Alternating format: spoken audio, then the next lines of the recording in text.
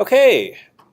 Hey, everybody. So that was GitHub and the Kata. We might work on it more, and I hope you had some fun with the with the pull requests. This is so at Tripwire we use GitHub, and we have the same sort of workflow where it's like on a team we'll have our code in a repository, and you've got a couple of developers that will go off, do some pairing, and add start implementing part of a feature or whatever. They want to put up their code for review. They put up a pull request. They use branching and some other workflows that I wasn't going to cover today, but I've found, and I think you're maybe getting a sense of, how powerful a tool GitHub is. And the cool thing is like for us, there's like public GitHub, so it's the same tool that we use an internally hosted version of GitHub, but we really like it, and it works really well for us. And it's nice that it's also something that everybody else can use publicly. So it's easier for us when we need to interact with open source projects. And then, of course, anybody who has experience working with GitHub, well, it looks good on a resume. So anyway, I'll check out some of the pull requests at a later time. Maybe comment on some of them, and we'll maybe get back to the code. Get back to the Kata next week. Okay, but now on something completely different, and that is your final project. Let me close some of these. Ooh, I guess I do want to point out that whenever you put up a pull request, it makes a build of. I want to say it makes a build of the of all the of all the pull requests, and so now it's. You can see which is pass, which is fail, and like so, there's some of them that are still running, which is kind of running for 30 seconds, so not all that long. Anyway,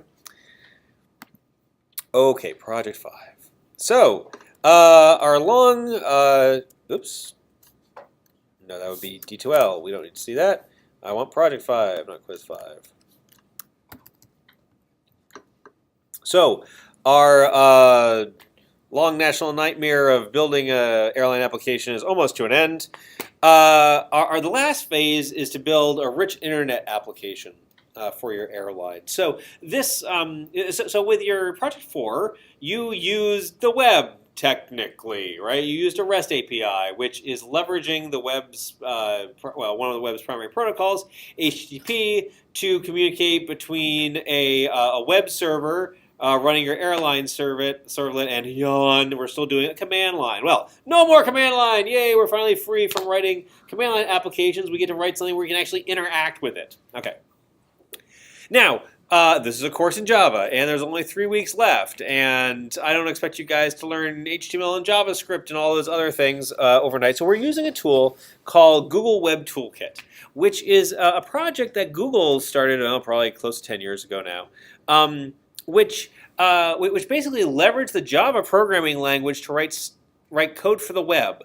But instead of like applets, which were an early technology for basically taking a Java program, class files and all, downloading it to your local machine and running it inside your web browser, which was just awful and unsuccessful, what GWT does is it implements rich internet applications using the languages and tools of the web. So HTML and CSS and JavaScript. But you write the vast majority of your source code in Java.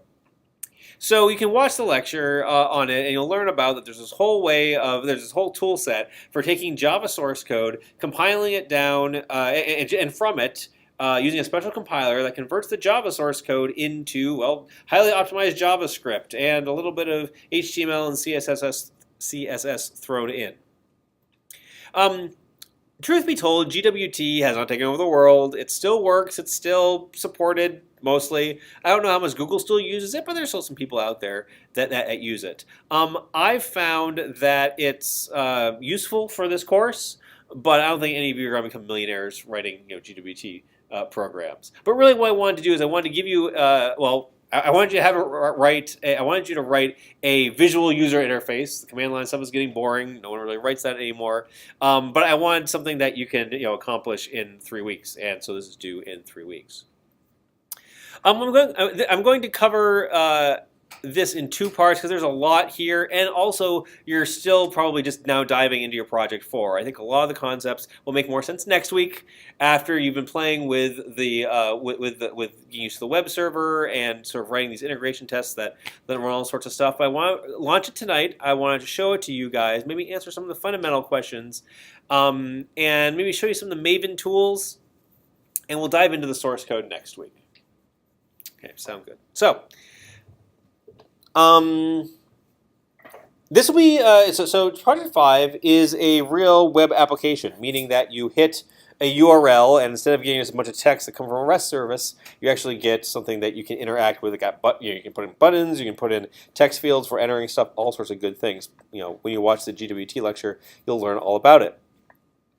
Backing this application is a bunch of Java code that, again, is compiled into JavaScript, and there's still a client server. So there's two kinds of Java code. There is the back-end server code, which is a lot like your servlet, and then there's your front-end Java code that is your user interface, is your visual stuff, all represented as Java objects. So in GWT, like there's a class called button that represents a button, and there's things for there are classes that will lay out your widgets in certain ways, and here again we'll dive into those details next week.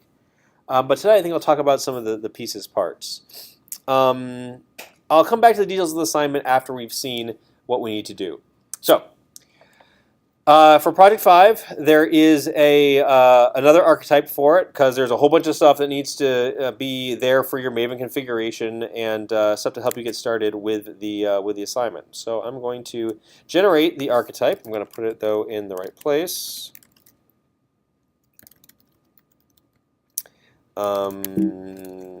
Portland State Java, summer 2017. So I'm going to create it here in my projects. Oops, I'm going to get my login ID right.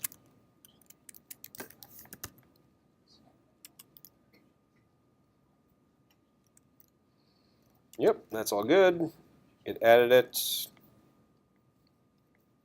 I thought, maybe. Oh, I guess maybe it didn't. I don't know. Wait a second. Yep, airline GWT. So CVS commit, jeez. Git add airline GWT, and then as you can see, there's just a whole bunch of files that are added. Actually, not that many. We'll walk through some of them. Here again, mainly next week. But let me show you. Oops, git add pom.xml. Okay. Added GWT files from archetype.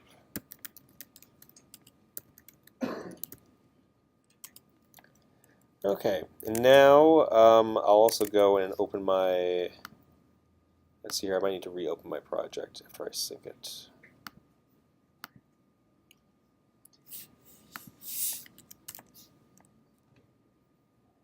Oops. Maven airline GWT doesn't recognize it as a project, so I will reload. Open recent.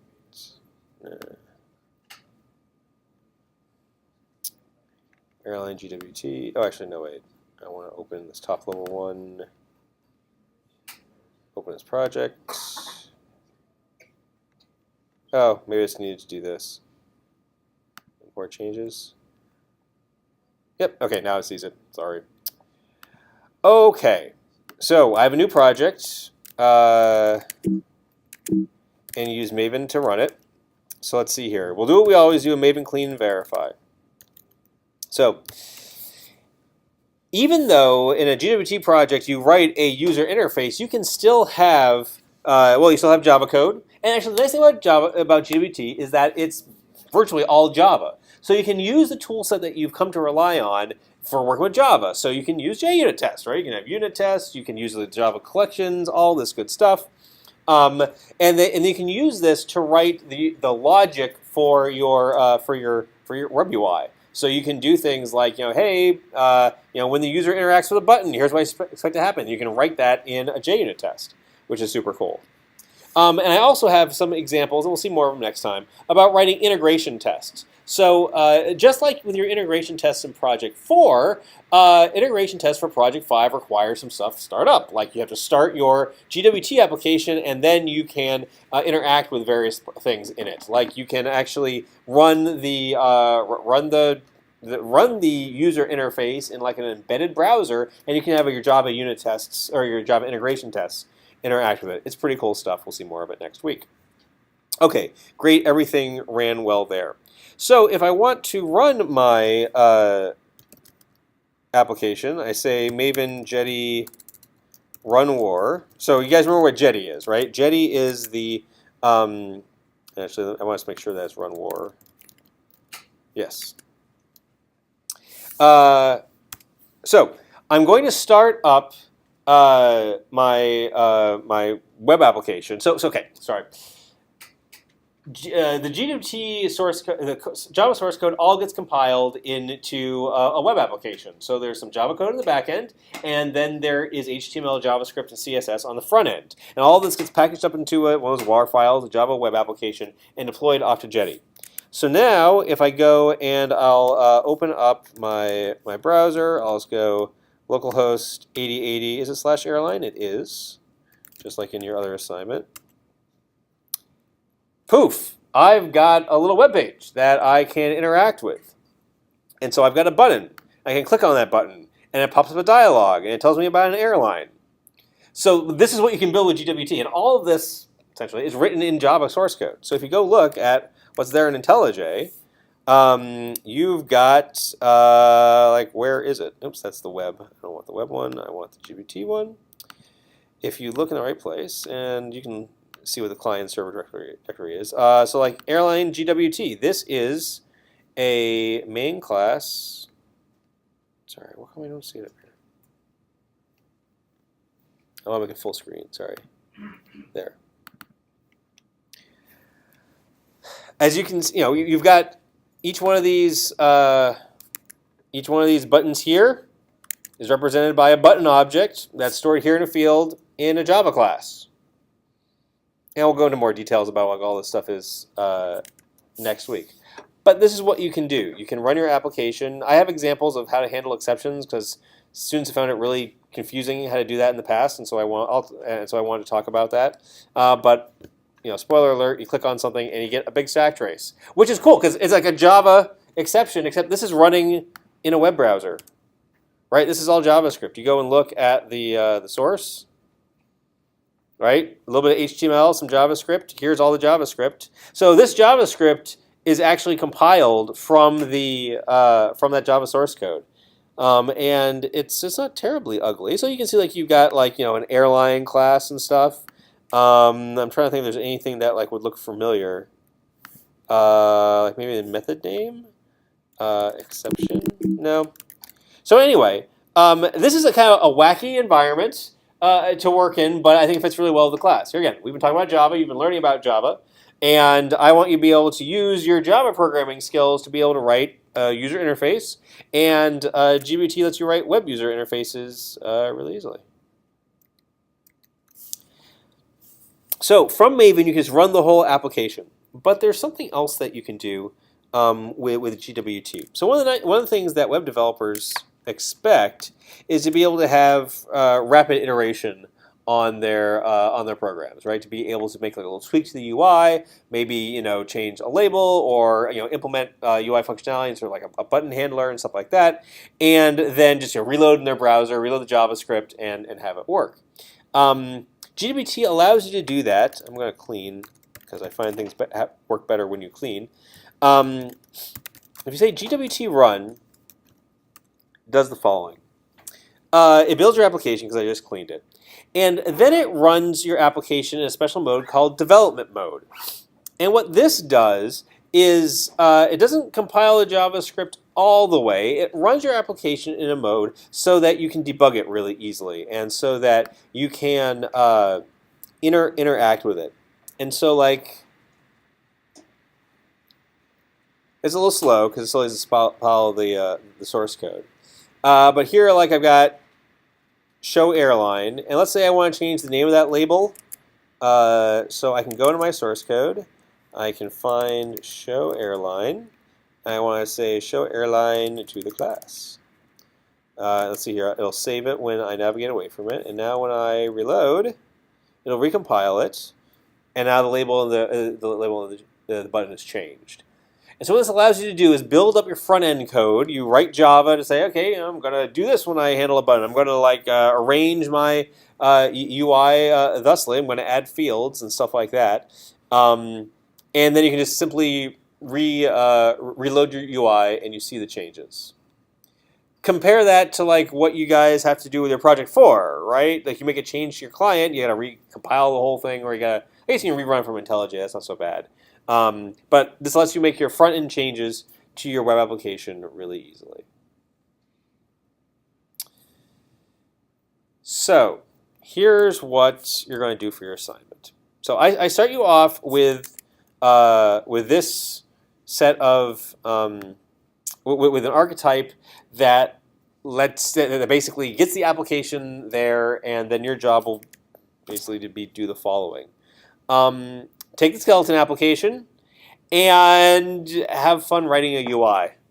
Really, this assignment, where the other ones were like very strict and rigid, is like you must have these command line parameters and it must do that, and there are 1,000 questions that I have to answer at some strange hour in the morning on the community. Oh gosh, which is all on me, right? I'm the one that gets up that early. Although some of you guys are up pretty late too. It's crazy. Anyway, I basically want you to take your airline application and put a web UI on it. And so I want your web application to do all the same things that your Project 4 can in terms of creating an airline, and so then entering all the information. Yep, you'll need to validate all of the input, but now you'll validate it in your UI. And so you get to figure out how to do that. And then let's see here. I guess there's also the ability to query it. You don't need to save it to a file. It's just like Project 4. If the web server goes away, the airline goes away. But that's it. So, I guess instead of a dash readme, put in a help menu, right? It's a UI. Hey, it's the 80s. We have UIs now. And so they have a readme menu or menu item underneath a help menu. And so I encourage you to be creative. However, it does need to be usable. Right, and so then this is not your time to go all like Cubist or something with a UI. Put together a UI that you think would be approachable. You think that would make sense. And so this is your opportunity to learn about GUT, about how that API works. We'll see some more of it again next week as we dig into the code. And I hope this is fun. I know that probably in most of your classes you don't get to work with visual user interfaces, and so this is something that I want to make sure that I can include in my course, because as a student I always I appreciated having that experience. Yeah, question. Is GWT like a Java to JavaScript converter? It's a Java to JavaScript converter. They have a special Java compiler. It takes the Java source code and converts it into highly optimized JavaScript. Another thing that they offer, and this is all in the lecture, is they offer essentially JavaScript versions of many of the standard libraries. So you can use Java util array list in your source code, and it behaves just like an array list, even though it's compiled into JavaScript. There's this whole compatibility library, and so things like the collections you can rely on. Things that you can't rely on are things like the I/O classes. I don't think they've ported that. So you can't use file from the browser, right? That doesn't make any sense. Networking you can't use, database connections and stuff, but like everything that you'd expect. So all of the, I guess there are some differences. So like they do provide date formatting parsing classes, but they're not the same ones. They basically, they had to choose between implementing all the crazy Java functionality or providing something that's efficient. And in some cases they said, no, we need to have, it's more important because they're running on the browser to be efficient in terms of memory and CPU usage. And so if they looked at Java API and said, it's too expensive to implement, we can't do it quickly, we can't do it optimally, then they chose not to support it and they provide an alternative. So things to learn about there. So is there some way to know if that compatibility? Oh yeah, because it won't compile. So you like in IntelliJ, sure you can use Java IO file, whatever, because it doesn't know, and then you run it from the command line, and it's like, can't use Java IO file. Yeah. Yes, we can give it a try. We can say, let's look at the source code. So, oh, I don't know. We'll just, here in our constructor, we'll create, file equals new file. Oops, what doesn't it like? Use a path. Really? Huh, okay. Foo, whatever. Okay. And now if I try to, oh, actually, am I running the application? Yes, I am. If I try to reload this, blows up. It tells me no source code available for type Java IO file. So cool. Yeah, so stuff like that. So let me remove that. Try it again. Yeah, so it's got its peculiarities, and this is kind of a oops. I don't know if the log. It's pretty cool. But it's kind of cool, and actually, okay. And so then I guess here again, we'll see more code next week when we can all focus on it better. But another thing that I like about